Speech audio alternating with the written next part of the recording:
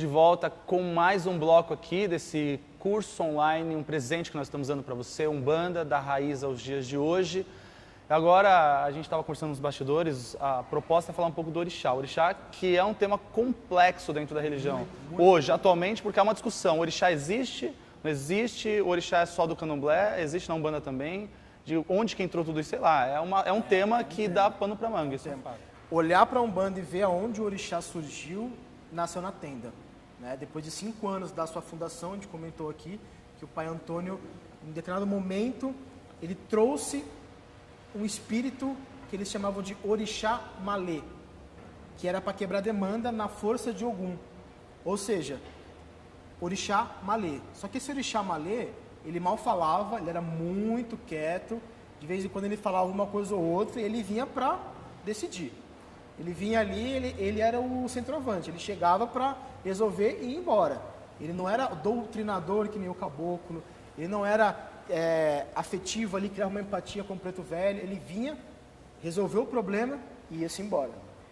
Só que ele era um espírito, na sua última encarnação, islâmico.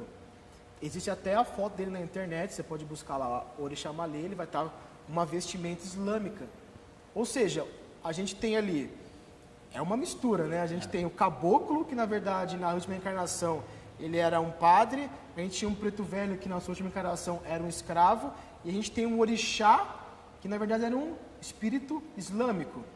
Veja só esse traçado, ou seja, o orixá que a gente entende hoje, a origem, vem da África, certo? A gente tem o orixá, a gente tem uma definição dele, ok. Mas no contexto que ele nasce na Umbanda, ele não é o mesmo contexto que hoje a gente entende que ele nasceu, tem no candomblé, que tem no culto afro. Totalmente diferente. Na época, orixá, ele era o termo para se classificar um espírito elevado, que tinha muita chefia, que era chefe de uma legião, de uma falange. De um alto grau. De um alto grau. Para poder diferenciar. Era como se fosse um cargo, como Cristo. Cristo é um cargo. Jesus Cristo, Buda, que é Siddhartha Gautama, é um título, né? Então tem o Buda. Então, orixá na Umbanda, naquele momento, era um título dado àquele espírito. Eu não vou me recordar o nome agora, mas prometo colocar no fórum de dúvidas. Teve um outro orixá também que se manifestou na tenda, que era um outro espírito islâmico também. Então era comum você entender que vinha um espírito de um grau alto, onde quando ele pisava, as coisas... Apesar que quando você tem caboclo e encruzilhados e o pai Antônio, é meio redundante falar isso, mas a proposta era diferente. Então você via que eram espíritos de alto grau, que aí eles colocavam um título como orixá. Isso foi se desdobrando nas outras umbandas, esse entendimento era comum, era tranquilo. Com a influência, depois do primeiro congresso também, com a influência afro também começou a entrar muito forte na Umbanda, e em algumas umbandas, esse conceito, que é como se fosse um sincretismo, ele foi quebrado. E aí, se realmente o orixá africano entrou na Umbanda. E aí, muitos sacerdotes dessa parte afro, de influência afro na Umbanda, têm a deitada, a raspagem, a iniciação no candomblé, para eles trabalharem com o orixá. Quer dizer, aí se perdeu, então, aquela ideia inicial sobre o orixá assumir, né? Ou de alguma forma, aquele chefe de falange, aquela entidade chefe de falange, assumir o título orixá. Exato. Aí Então já se perdeu um pouco isso. Se perdeu. Aí já não foi mais um título, realmente era um ser ali que era orixá, o ser africano, que tinha essa conotação. Algumas pessoas também, pensamentos umbandistas, falam muito que esses orixás também são encantados. A gente tem a encantaria do Brasil, indico muito o pessoal estudar sobre encantaria, que você vai ver muitas semelhanças com a Umbanda, os capitães, etc. A nossa Iemanjá é muito parecida com os encantados dele.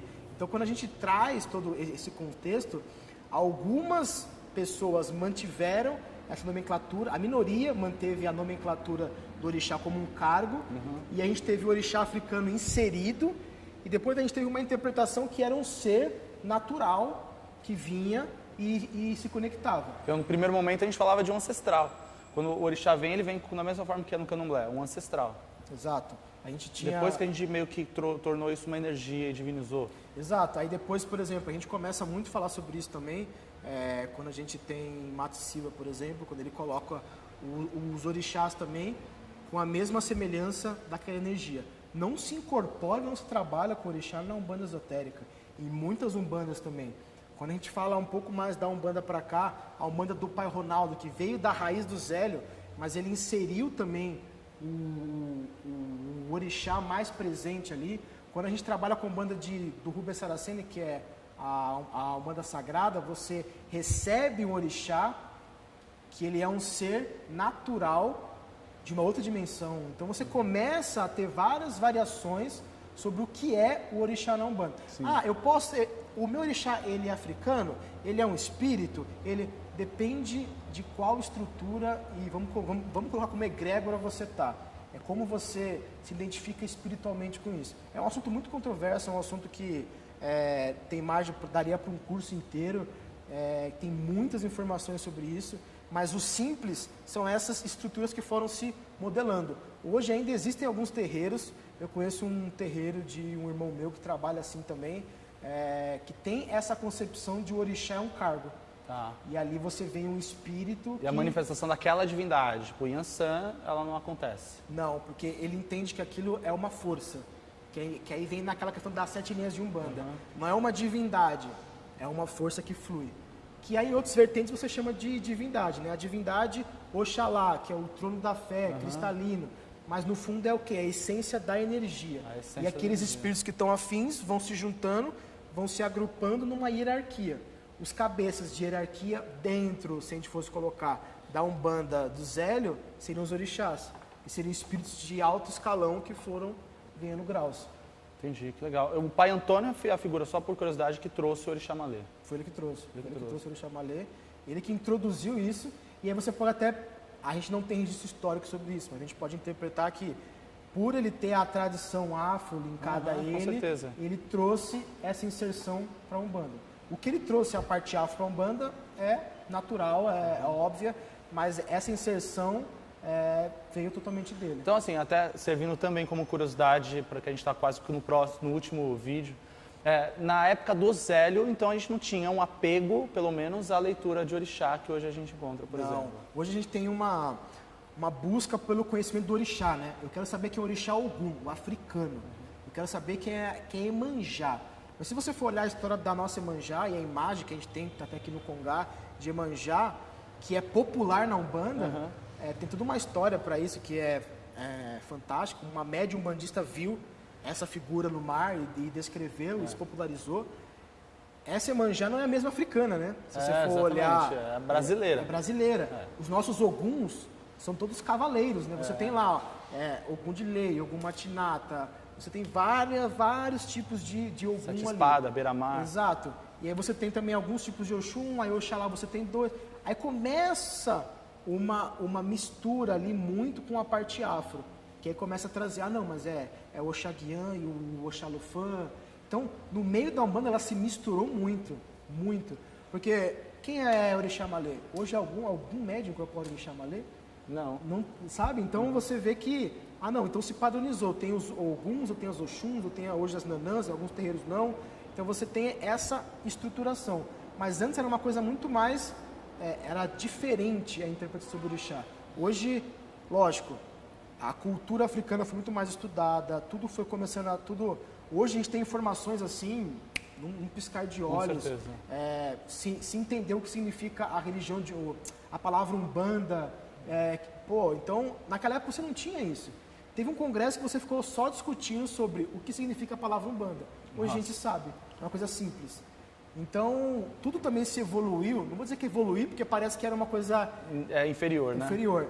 Tudo se adaptou à realidade que a gente está hoje também. E é importante entender, né? O ser humano muda, as necessidades mudam, a espiritualidade também muda. Também. Né? A gente está falando de uma Umbanda hoje, neste ano que nós estamos, 2018, e é evidente que daqui 50 anos a gente vai estar falando de outra Umbanda. Sim, né? A próxima geração vai estar falando da Umbanda com uma visão diferenciada. Se pegar a Umbanda da década de 80, 90, 70, 40, 2000 são completamente diferentes. Com certeza. De 10 anos para 10 anos, o que você muda, se a gente for ver, o surgimento de linhas espirituais, a gente tem linhas surgindo, que antes não tinham. Exatamente. E quando o caboclo diz, né, a Umbanda será uma religião onde todos serão aceitos, já mostrava também que a Umbanda é uma religião que vai se adaptar muito ainda, vai crescer muito.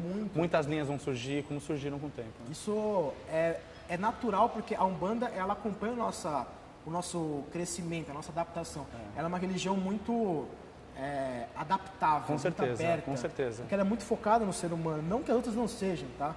Mas a Umbanda, também como ela está em formação, ela ainda também é muito adaptável. Não sei no futuro se vão fechar a Umbanda, vão criar realmente, isso daqui, pisou fora da risca, não é. Hoje a gente tem uma aceitação muito mais aberta, deveria se ter, né? Mas existe ainda muito julgamento sobre a Umbanda. A Umbanda é muito humana, né? Pra gente concluir esse ponto. A Umbanda é uma religião muito humana, né? O Nicolas comenta que a um determinado momento o Pai Antônio senta e chama os médiuns para sentar em volta, né? Qual outra religião te coloca em tão contato com Deus, né? Que a entidade ali representa o sagrado de alguma maneira para nós. E a Umbanda é essa religião que faz Deus pegar na tua mão, faz Deus te olhar nos olhos. Acho que por isso que ela cada vez atrai mais gente, toca mais gente, né? Porque essa proximidade com o divino. Total. E a palavra do guia, né? Você tem o tipo de palavra do caboclo, do preto velho, do baiano, do boiadeiro, do exu, da pombagira. Ou seja, eu tenho tantas formas de conectar com vários seres humanos várias diferentes. linguagens. E por isso que hoje ela está sendo considerada uma religião que está crescendo muito. Porque ela ouve a todos, ela acolhe a todos. É a questão da liberdade, né? Eu deixo todos libertos. Com certeza. E tem tudo para ainda mais aumentar a sua popularidade se a gente, o que você está fazendo, o que a gente está fazendo, sentar e falar de fato o que é a essência da religião, poder disseminar essa verdade, de alguma maneira poder que as outras pessoas que talvez não conheçam, até tenham preconceito, poderem ressignificar essa visão, essa interpretação. Sim. Né? Enfim, vamos lá, vamos para o nosso próximo e último vídeo. Vamos lá.